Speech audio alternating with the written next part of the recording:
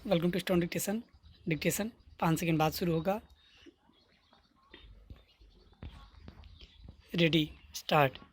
आंध्र प्रदेश के विशाखापट्टनम में कोरियाई कंपनी एलजी पॉलीमर्स प्लांट से स्टराइन गैस रिसाव के बाद कम से कम 11 लोगों के मारे जाने और 5,000 से ज़्यादा लोगों के बीमार होने की घटना ने एक बार फिर 1984 में हुए भोपाल गैस कांड की यादें ताज़ा कर दी हैं।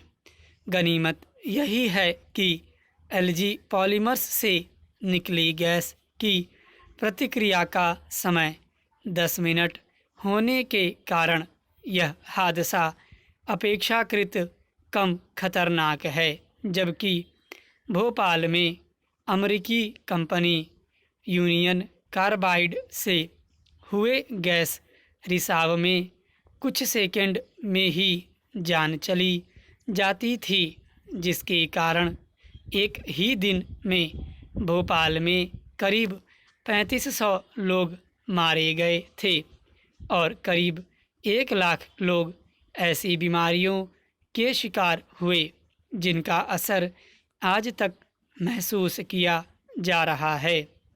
विशाखापट्टनम हादसे के नुकसान की व्यापकता का अनुमान आने वाले दिनों में ही लग सकेगा, लेकिन इतना तो कहा ही जा सकता है कि हम हादसों से सबक सीखने के मामले में फिसड्डी ही बने हुए हैं।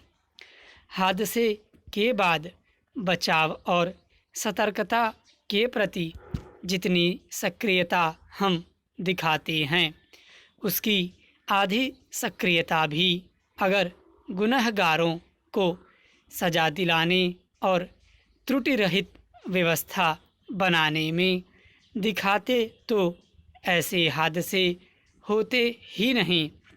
यूनियन कार्बाइड हादसे के लिए मुख्य रूप से जिम्मेदार वॉरेन एंडरसन को आखिरकार हम सजा नहीं ही दिला सके। अब देखना होगा कि एलजी पॉलीमर्स हादसे के जिम्मेदारों के प्रति हमारा क्या रवैया होता है। एलजी पॉलीमर्स की संचालक एलजी केम लिमिटेड ने कोरिया से जारी अपने बयान में कहा कि कोविड-19 के कारण लॉकडाउन की वजह से काम ठप था। हालांकि वहां मेंटेनेंस स्टाफ थे और एक कर्मचारी ने रात को ही गैस लीक होने की रिपोर्ट की थी। यदि ऐसा है तो गैस रिसाव को रात में ही क्यों नहीं रोका गया और क्यों नहीं रात को ही अलर्ट जारी किया। सूचना के बाद सुबह 5:30 बजे तक रिसाव होता रहा। यदि प्लांट में मेंटेनेंस स्टाफ थे तो ऐसी स्थिति से निपटने की व्यवस्था भी होनी चाहिए। क्या सारी व्यवस्था चाक चौबंद थी?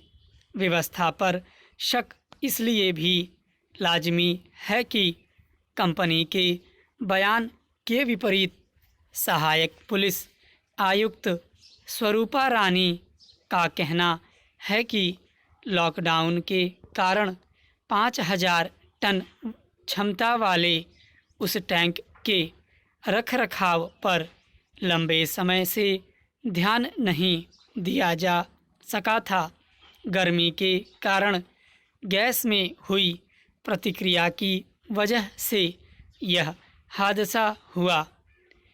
प्लांट के चारों ओर करीब 50 लाख की आबादी निवास करती है।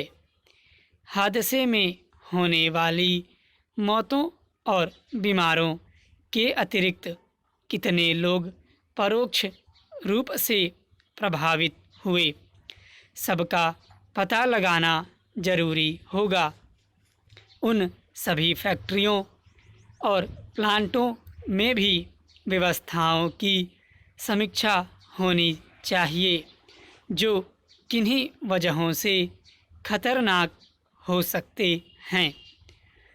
कोरोना संक्रमण से बचने के लिए देशव्यापी लॉकडाउन भले ही अचानक किया गया हो, इसके पालन करने से पहले जरूरी सावधानियां बरतने से कंपनियों को किसने रोका था? सरकारों को भी चाहिए कि अचानक कोई फैसला करने से पहले हर तरह की आशंकाओं को रोकने पर भी जरूर ही विचार करें। स्टॉप।